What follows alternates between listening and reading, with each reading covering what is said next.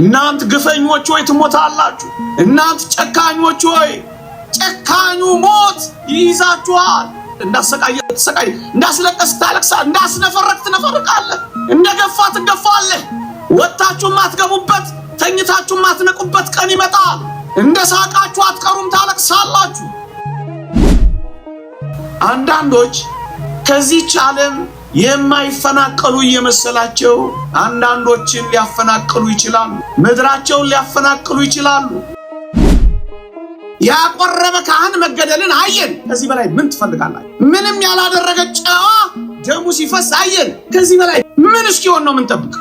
መቼ ነው የምንመለሰው? መቼ ነው የምናለቅሰው? እበሉኝ፣ በጣም ብዙ መከራ እየበላን ያለ ነው።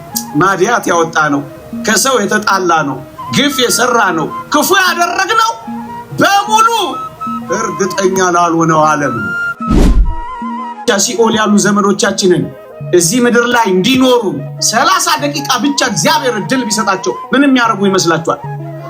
እቁብ ይገባሉ፣ ኮንዶሚኒየም ይቆጥባሉ፣ ንስሐ ብቻ ነው የሚገቡት።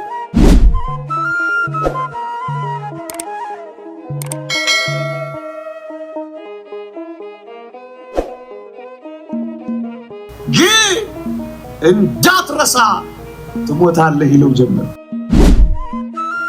ሞት ድንገት ትመጣለች ይላል መጽሐፈ ሲራክ ምዕራፍ 5። ድንገት የምትመጣ ከሆነ ንስሐ የሚባል ኢንሹራንስ ያስፈልጋታል? አያስፈልግም? የተወደዳችሁ ኦርቶዶክሳውያን ለማትኖሩባት ዓለም አትገዳደሉባት፣ አንጀታችሁን አትላጡባት፣ እርር ድብና አትበሉባት፣ መከራም አትብሉባት፣ ግፍም አትፈጽሙባት።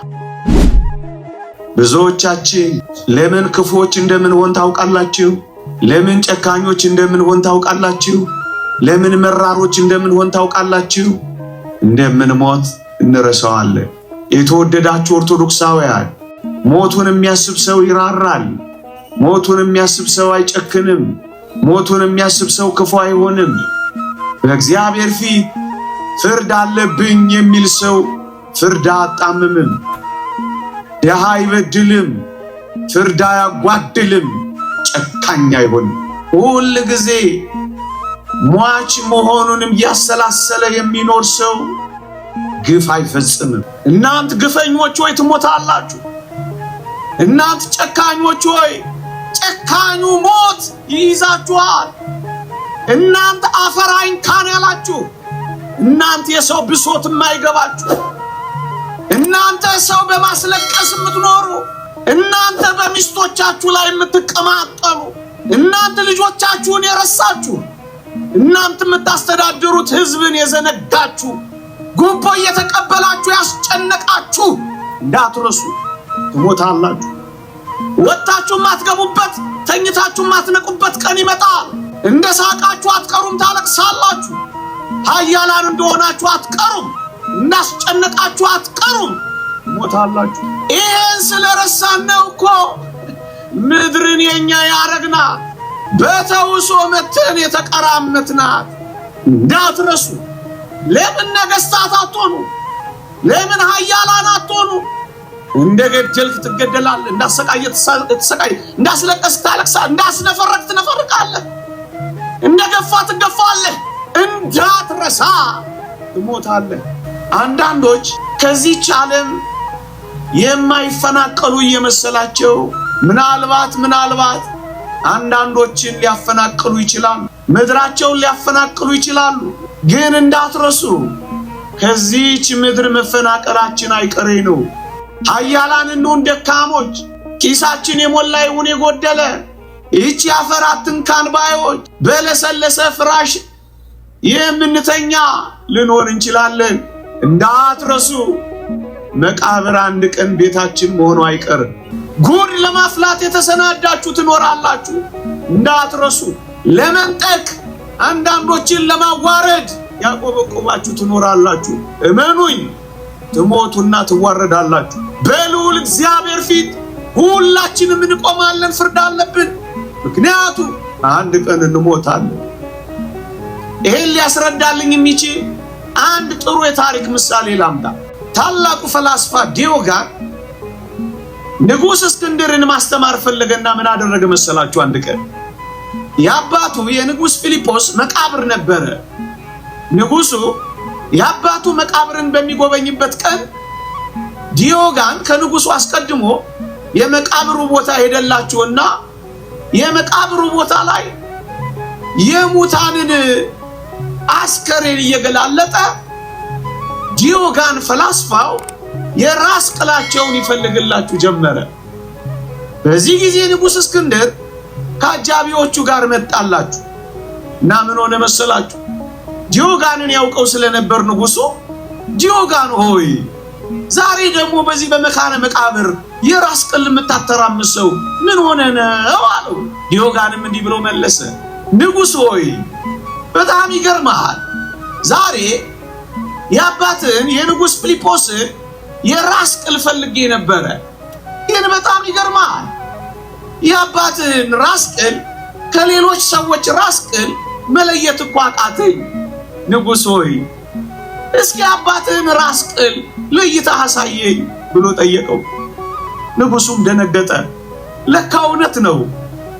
የኃያሉ ንጉሥ የንጉሥ ፊልጶስ አስከሬን ራስ ቅልም የድሃውና የመናጢው አስከሬንም ለካ ተመሳሳይ ሆኖላችኋል።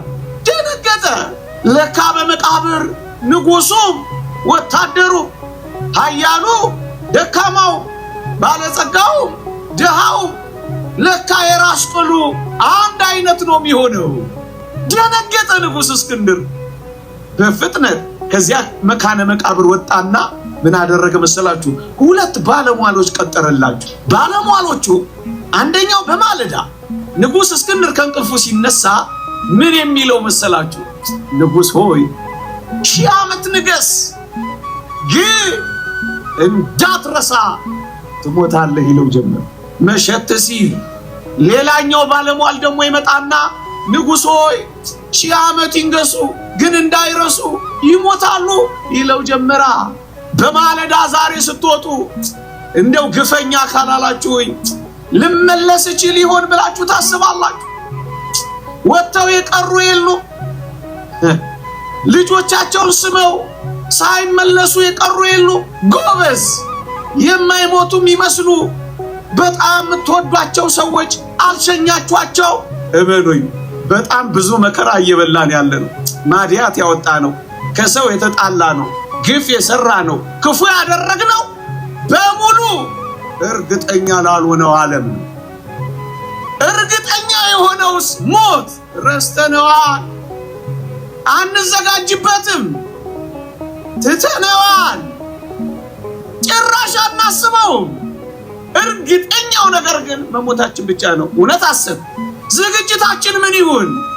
አንድ ቀን እሞታለሁ፣ ስለዚህ በእግዚአብሔር ፊት እቆማለሁ፣ ስለዚህ ፍርድ አለብኝ፣ ስለዚህ ለሚመጣው ዓለም ለመዘጋጀት ኑሩ። እዚህ ዓለም ላይ ጭምቶች ሆናችሁ፣ ንጹሃን ሆናችሁ፣ ግፍ ሳትሰሩ፣ ሰው ሳትበድሉ፣ ልጆቻችሁን በመልካም እያስተዳደራችሁ፣ ሕዝብን በእውነትና በንጽህና ያገለገላችሁ ጨዋዎች ሆናችሁ፣ እናንተ ፈላስፎች፣ እናንተ ሳይንቲስቶች በጣም እንድናደንቃችሁ ከፈለጋችሁ እስኪ ሞትን አስቀሩና አሳዩን በሏቸው።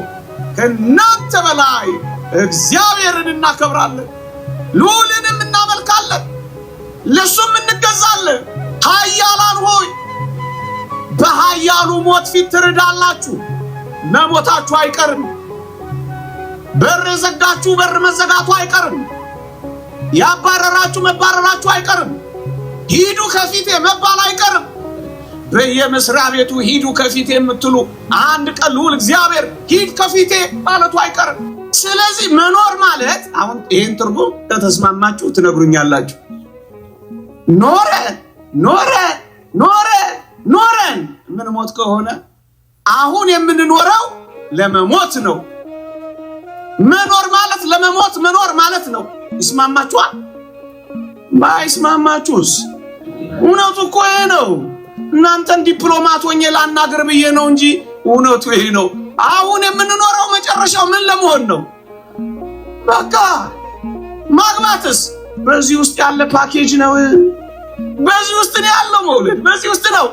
በዋናነት ግን አሁን የምንኖረው ምን ለመሆን ነው? መኖር ማለት ለሞት መዘጋጀት ማለት ነው። ዛሬ ብትሞቱ ይሻላችኋል ወይስ ዛሬ አሜሪካ ቪዛ ባስመጣላችሁ? ቪዛ ላስመጣላችሁ ወይስ ዛሬ ብትሞቱ ይሻላችኋል? ዮሐንስ አፈወርቅ በዚህ ጉባኤ ተገኝቶ ቢሆን እያንዳንዳችንን ያባረረን ነበር። ክርስቲያኖች፣ የክርስትና ትልቁ ልዕልና ሐሳብ ምን እንደሆነ ታውቃላችሁ? ክርስትና በሞት ላይ የተቀዳጀው ድልና ኃይል ነው። ሞትን መናቁ፣ መቃብርን ማሸነፉ በሞት ላይ የሚያሳየው ንቀት ነው። እኛ ግን ፈሪዎች ነን። የእናታችን ማህፀን ለዚህ ዓለም፣ የመቃብር ማህፀንነት ግን ለዘላለም ዓለም እንደሚወልደን ገና አላወቅንም። የምንሞተው ለመኖር ነው እንዳትረሱ። ስንሞት አዲሱ የዘላለም ሕይወት ይጀምራል። እሪ አትበሉ፣ ልባችሁን አትበጥሱ፣ አንጀታችሁንም አታቃጥሉ። ከቻላችሁ ልል እያላችሁ እየዘመራችሁ ሸኙ። እንደ ክርስቲያን ወግ እስኪ እንኑር። የምንሞተው ለመኖር ነው። የምንኖረው ግን ለምንድን ነው? ለመሞት እንዳትረሱ።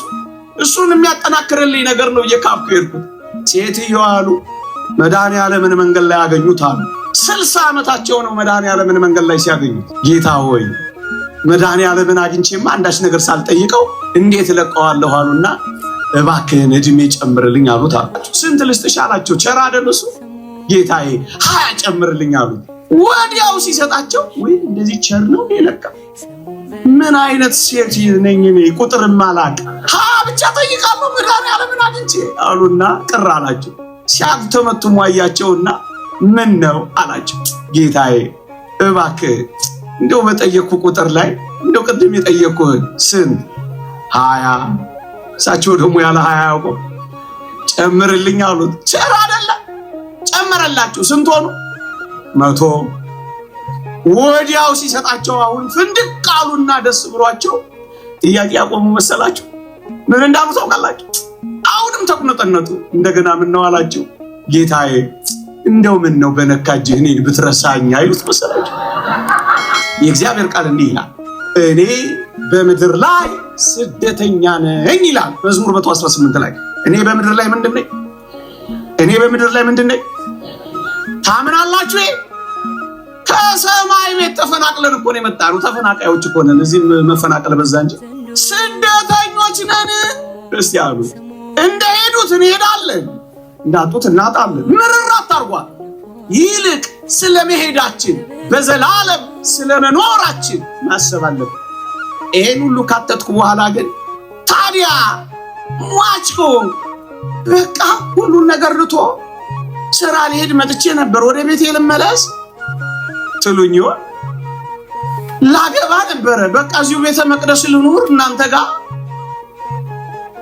ልጅ ወልጄ ነበር እንዴት ላብቃ ካርታ ተመርቶልኝ ነበር ቤት መስራት ልተው አንድ ቃስጭኜ ነበር በቃ እዛው ጅቡቲ ይቅር ትሉ ይሆን? አባቶቻችን ግሩም መፍትሄ አላቸው። እሱን ላንብብላችሁ። ምን ይላሉ? እንደምትሞት ሆነ ኑር፣ እንደምትኖር ሆነ ስራ። ኦርቶዶክሳውያን ሁል ጊዜ እንደምትሞቱ ሆናችሁ ኑሩ።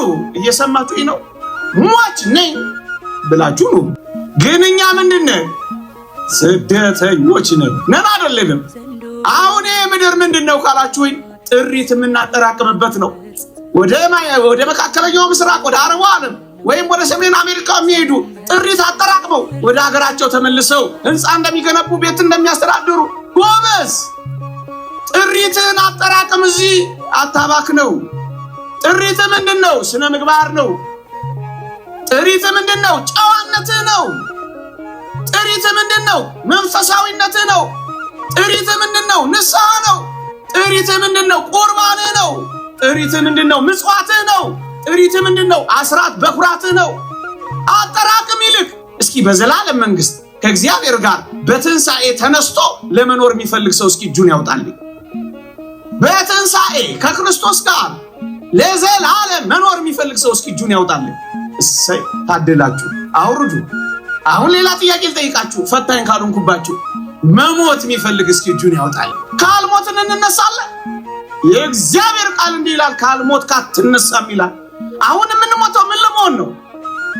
ሞት እንደ ቀድሞ አይሰለጥንብንም ይላል ሊቁ ዮሐንስ አፈወርቅ። ለመነሳት። ያ ማለት ምን ማለት ነው?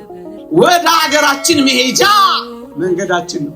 ተስፋ ስለቆረጥ ብሄድ ይሻለኛል እንዳትል፣ ግድ የለም ብትሄድ የሚሻልህ ክርስቶስ ጋር ስለሆነ ነው። ይሄንን ምን አንድ ሁለት ነገሮችን ጨምሬ ላብቃ።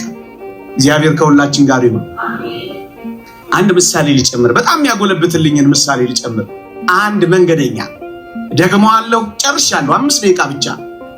አንድ መንገደኛ ወደ አንድ ሀገር የሚተላለፍ አንድ ቱሪስት ነው። ቱሪስት ጎብኚ ወደ አንድ ገዳም ይሄድና መጎብኘት ይጀምራል።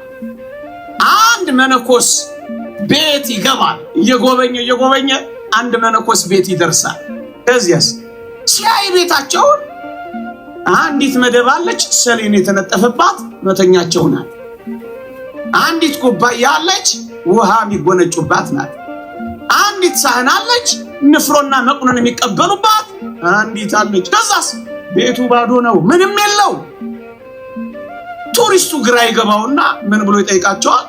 አባቴ ሆይ አቤት፣ ንብረት የት አለ ይላቸዋል። ቤቱን አይቶ የኔ አሉት መነኮስ። አዎ ያንተ የታል ንብረት? ቤትህ እኮ ባዶ ነው፣ የታል ንብረት አሉት። እሳቸው ጥቂት አሰቡና ልጄ አቤት፣ ያንተ ንብረት የት አለ አሉት። አጅሬ ምን ብሎ መለሰ?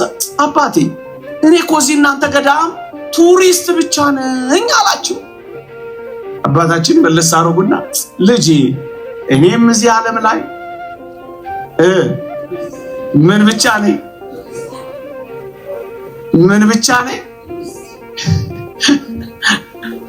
ቱሪስት ብቻ ነኝ። ስለዚህ ስሰበስብ አልኖርም፣ ለዚህም ስጋደል አልከርምም። ነፃ ነኝ፣ የያዘኝ ነገር የለም። ነፃ ነኝ፣ ምንም አልያዘኝም። ነፃ ነኝ። ነፍሴ ከፍ እያለች ትሄዳለች። ነፃ ነኝ። የበደልኩት በደል የለም። ነፃ ነኝ።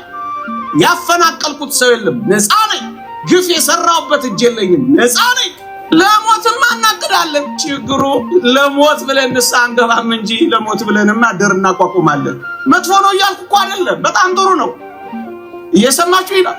አደራችሁን እንሞታለን ብለን ግን ምን ብናረግ ንስሐ መግባት፣ እሱ ነው እቅዳችን። ቆይ አንዳንድ የቢዝነስ ሰዎች፣ አንዳንድ ሰዎች ኢንሹራንስ ትገባላችሁ አትገቡ? ድንገተኛ ለሚገጥሙ ነገሮች ኢንሹራንስ አላችሁ የላችሁ? አላችሁ አይደል? ሞት ድንገት ትመጣለች ይላል መጽሐፈ ሲራክ ምዕራፍ 5። ድንገት የምትመጣ ከሆነ ንስሐ የሚባል ኢንሹራንስ ያስፈልጋታል አያስፈልግም? ያስፈልጋል አያስፈልግም? ያስፈልጋታል። ስለዚህ ሟቾች መቼ እንደሚሆን አይታወቅም። አሁንም በኋላ ነገም ከነገ ወዲያም ሊሆን ይችላል። መቼ እንደሚሆን አይታወቅም። ክርስቶስ ወደኛ መምጣቱ አይደለም ዕለተ ምጽአት የሚባለው፣ የኛም ወደ ክርስቶስ ብሄር ነው ዕለተ ምጽአት የሚባለው። ስለዚህ ልንዘጋጅ ይገባናል። ዋና ዓላማ ይሄ ነው። እየሰማችሁ ነው። ንስሐ አልገባችሁ፣ ንስሐ ግቡ። ዘመኑ አጭር ነው። ጻድቁም ወደፊት ይዝደቅ፣ ርኩሱም ወደፊት ይርከስ። ዘመኑ አጭር ነው ይላል። ምን እንደሚመጣ እንደዚሁ ፀሐይ ተደብድባችሁ በክርስቶስ ፊት ልትባረሩ ትፈልጋላችሁ? አፋችሁን ቆጨችላ እስኪመስል ጾማችሁ ሂዱ ከኔ መባል ትፈልጋላችሁ? ንስሐ እንግባ፣ ከእግዚአብሔር ጋር እንታረቅ። ሲኦል ያሉ ዘመዶቻችንን እዚህ ምድር ላይ እንዲኖሩ 30 ደቂቃ ብቻ እግዚአብሔር እድል ቢሰጣቸው ምን የሚያደርጉ ይመስላችኋል? እቁብ ይገባሉ? ኮንዶሚኒየም ይቆጥባሉ? ንስሐ ብቻ ነው የሚገቡት። 30 ዓመት ያለ ንስሐ ያለ መታረቅ በበደል ይኖር። ቀን የተጨመረልን ፀሐይ ወጣልን ወዶ የታገሰው ወደሱ እንድንመለስ እኮ ነው። እንዳትረሱ። ምን እንሆናለን? ይቆየን። የእግዚአብሔር ቸርነት፣ የእመቤታችን አማላጅነት፣ የቅዱሳን በረከት ረድኤታ አይለየን።